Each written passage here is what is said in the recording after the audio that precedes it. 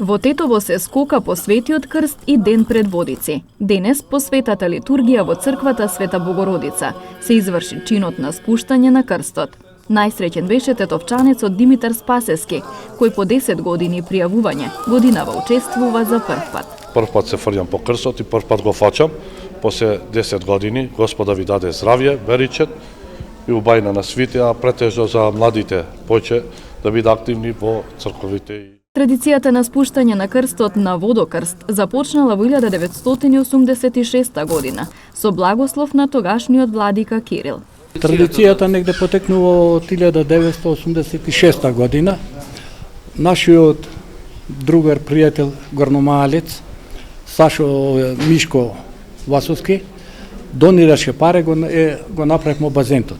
И тогаш почнавме редовно да одржуваме фрлјање на крстот на 18 водокрст кога е. Тражевме од владиката, тоа е сега покојни Кирил, он ни дозволи на 18, пошто сакавме исто време, рече може исто е тоа значењето, големи водокрст и така сме почнали.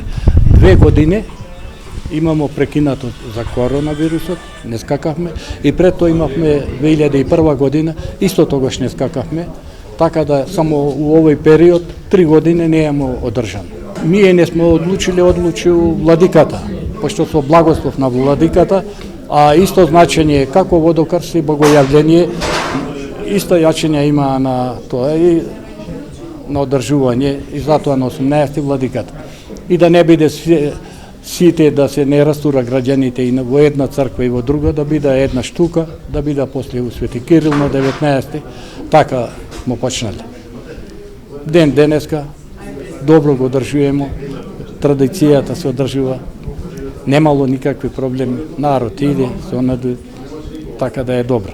Пред неколку децении крстот се фрлал во реката Пена, но денес таа традиција во градот се продолжува само во црковните базени. Порано имало многу години, да речеме за бивша Југославија, се фрляло у река Пена ке гимназија на мостот. Тука се фрляло порано, од целиот град се береле луѓето, тука и се фрляло. Една година чак им е загинати крстот. После многу години при ископ на песок е пронајден крстот, седи у една куќа таму.